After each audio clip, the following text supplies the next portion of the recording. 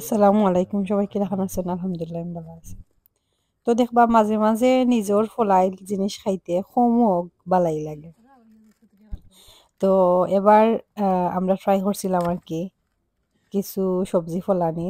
তো যাই হোক তেমন একটা হইছে না, মানে অল্প আর কি। আর কদু গাছও একটা মাত্র কদু ধরছে। তো এগুয়ার বড় না, বাক্কা দিন হয়ে গেছে। তো আজকে সকাল থেকে পাগল হয়ে গেছেন কদু একটা খাটিলেই। তোমার আচ্ছা ঠিক আছে খাটিলাম। খাটিয়ে আনার পরে এটা বাইরের সাইড এত শক্ত নাতে গিতা, এটা তো কোনোভাবে আমি তো কোনো সময় খাটতে পারতাম না। তা আমি বললাম তুমিও খাটো এটা। এখন তাই এটার লগে এমন কুস্তি খাস্তি করা শুরু হয়েছে, ওই যে কুরবানি ঈদের সময় দেখা যায় না নি, যে গরুর হাড্ডি যে খাটাই বালা যে একটা কুস্তা কুস্তি শুরু হয় আর কি। তো এটা হয়েছে গিয়ে সেই মোলাখানটা বাইরের সাইড এত শক্ত নাতে গিতা। আহ তো এগুলোকে বহুত কুস্তাকুস্তি করার পরে, তো যাই হোক তাই তুরা মানে রাজি হইছই, তুরা খাটা যার আর কি। তো আজকে এটা রান্ধিতাম না, কারণ আজকে একটু বাইরে যাওয়া আছে। তো আজকে এটা খাটিয়া আমরা ওই ফ্রিজে রাখি দিমু।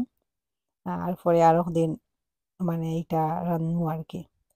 আর যেহেতু এটা খুবই ছোট একটা কদু, তো মিশা করা হইরা এটা রাখি দো ফ্রিজও। আর রান্ধিয়া দিলেই বা এনে জারে জারে দিতাম আর কি। তো যেহেতু ই মানে এ আসইন সাইডে কিছু আত্মীয়-স্বজন, তো তারারে আর কি দিমু আর কি। মানে জানি কি একবারে অল্প হইব। সমস্যা নাই, সবে দিয়া খাইতে তো ভালো লাগে। তো আমি আজকে আমি ভাবছি যে এটা আমি রান্ধিমু। তো এর লাগি আমি চিন্তা করছি যে চিকেন দিয়ে রান্ধিলেইমু। গরু মুরগির মাংস দিয়া কদু দিয়া খাইতে তো ভালো লাগে। তো এর লাগি আমি ফার্স্টেই মুরগির যে মশলাটা আছে, মশলাটারে আমি বালা করে কষাই দিয়েছি। কষানির পরে আমি কেন মুরগি দিলাইরাম। এটা কিন্তু একটা ছোটো একটা চিকেন, এরও হাফ আমি নিছি। কারণ যেহেতু কদুইটা একবারে ছোটো কদু, তাইলে তো এত ছোটো লাউর লগে তো আর বেশি মাংস তো আর দেওয়া যাইতো না। তো আমি অল্প কিছু মাংস নিছি ওটা রান্দার লাগিয়া। আর এখন আমি কিন্তু বালা করে কষাই লইমু। তো দেখতে পারা আমার চিকেন আর কি কষানি হয়ে গেছে। আমি হালকা একটু জালও দিছি।